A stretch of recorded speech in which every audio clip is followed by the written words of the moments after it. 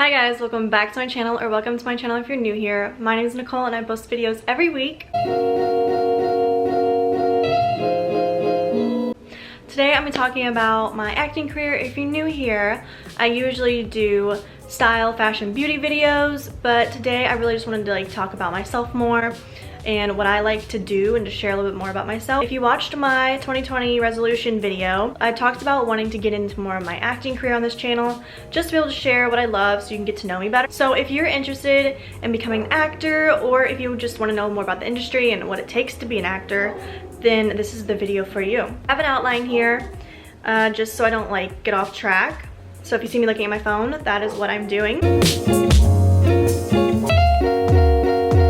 So number one on my list is acting classes. I think acting classes are what you should be starting out at first. Those are really gonna help you decide if you wanna be an actor or not. I have a couple things on here of different types of technique and kind of classes you wanna take. Drama, comedy, auditions, cold reading, improv, and commercial are the different types you can take. Drama and comedy are pretty explanatory. They're just gonna teach you more about that genre. In auditions, you wanna know how to go into the audition room and be able to present yourself, how to talk to the casting director, and how to be able to do a slate and present your audition. I forgot to mention you also want to do on-tape auditions. You're not always going to be in a casting room. Sometimes they want you to self-submit. Also, if you're submitting from a different state and you be able to come into the actual audition, you're going to want to self-submit. So that's really important because you want to be able to present an audition right in the camera. You don't want to I know it's hard for theater people to be able to do on-camera work because they just want to really go out there because they're used to presenting on a stage, and on a stage you have to be big and bold. But here you want to be able to keep it all inside the camera. Oh my god, Siri is writing what I'm saying. That's so creepy. Moving on, you're also going to do cold reading. Cold reading is when you're going to be given sides that you've never seen before. Say you've been working on a audition and then you go in for the read and they don't like you for that role anymore and they'll give you a new side. Obviously you want to be able to be prepared for that. You will ask for a couple minutes to go outside and practice it and then come back in. And I know that sounds really scary, but you're gonna be able to do that really fast. So if they give you a new revised script when you're on a set, you want to be able to learn that really quickly, because you have to be able to do your job, because if you don't do your job, then you're gonna hold up everyone else. I've done an episode of Disappeared on the Identification Discovery channel. So it's the ID channel. I should have said that. I didn't speak, I just did improv, which they would tell me how to do a scene, and I would do that scene without any words, just instructions, forming a scene for that situation, which was I was a cashier and this girl came in and talked to me, then she left and I gave her a look, that type of thing. But sometimes they do want you to use words and stuff. That's a really big thing in comedy as well. Commercial is really important because that is what's going to help you actually pay your bills. I think commercials are really big because you can book a commercial and it can pay your rent for years, no joke.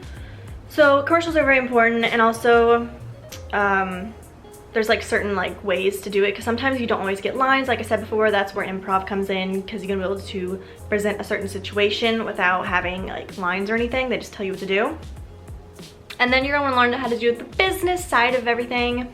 I think the business is really important, because to be in the business you have to know the business, and they're gonna teach you how to learn about SAG, how to get an agent, manager, different situations like that. For example, now that you've done your acting classes, you can now ask yourself, why do you want to be an actor? I think that's one of the most important questions. You don't want to be part of this world if you want to become famous. Most likely you won't become famous. You want to do this because you love it, because it makes you happy, because most of the time you're going to hear way more no's than yeses. But as long as you keep your head in the game and you really focus on what you want, you will get to where you want to be at some point. When I was younger and I first started out, I was oh my gosh, I want to be on Disney Channel, I want to be famous, paparazzi, meh. Now I'm just I honestly just want to make a living out of this, and I want to be able to pay my bills by acting and being a working actor. There's construction, I'm gonna close my window.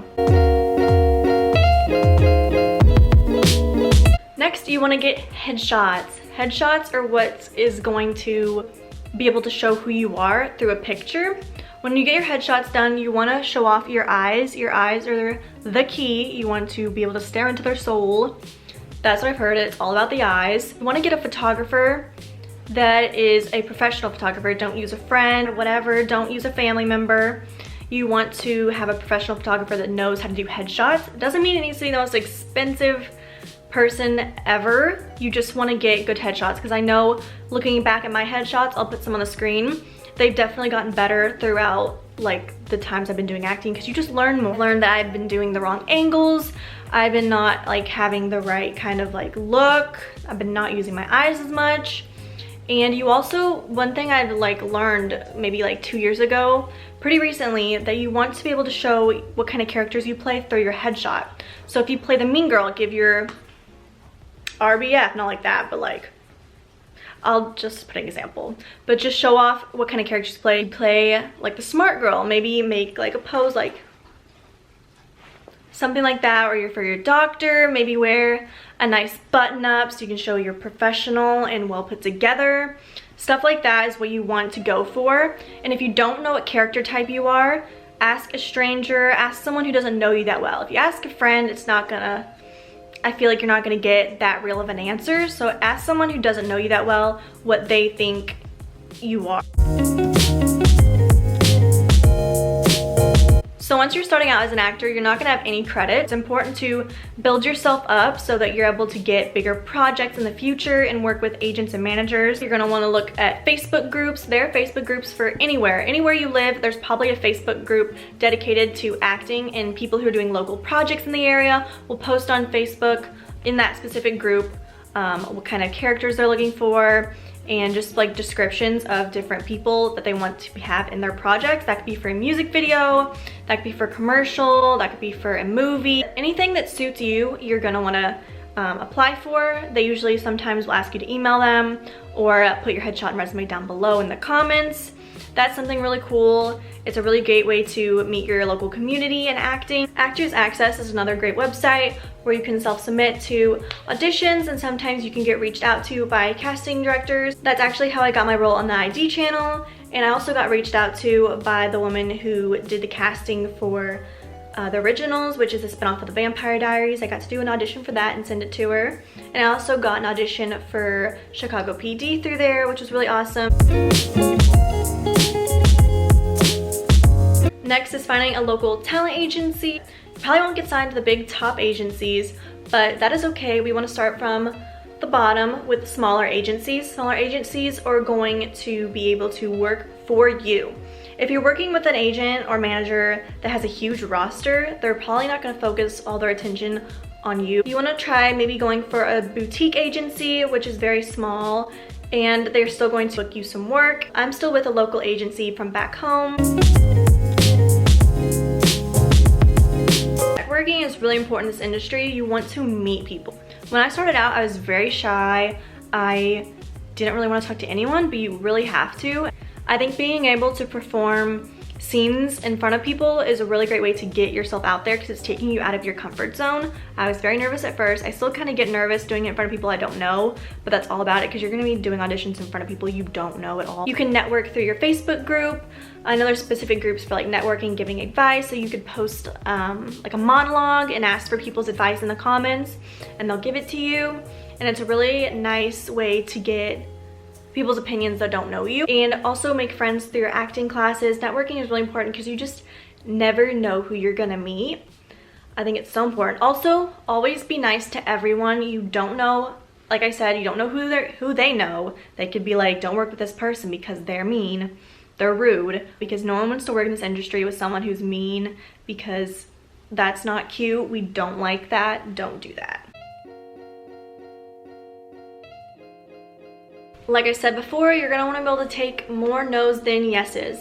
I've gotten so many more no's than yeses, like I can't even count how many, but it's all practice. So one of the things I want to say is, when you're doing an audition and say it's for some really big show with like Nina Dobrev, you might not get that if you're starting out. I know when I did the Chicago PAD audition or the audition for the originals, I was super excited about those kind of auditions, and I was like, oh my gosh, I wanted to get those so bad. But you just have to learn how to do the audition and let it go. You just can't think about it. I think some fun things to do is maybe go see a movie, go hang out with some friends, just keep yourself busy, clean your apartment, anything to take your mind off of it, because you really don't know. And also, don't ask your agent if you got the role or not. If they want to tell you, if they find out, they'll tell you. But other than that, just move on, because there's no guarantee that you're gonna get it, and it's just easier to not worry about it and just let things happen. Lastly, once you've been in a couple projects, you're gonna wanna make your demo reel. I'll put some clips of mine here, like a 1 minute to 2 minute long, like little mini clips, and you're gonna put them all together of like things you've been in, and it's gonna showcase your performance. So when you go in to like put your demo reel together, you wanna pick clips that are gonna really portray your best acting abilities. This is really important to promote yourself, as if you are submitting to like an agent manager, or if you're looking for jobs on Actors Access, if you already have a demo reel presentable, they can see what your qualities are and what kind of characters you play and your talent, and they're gonna more likely wanna work with you because they can already see what you do.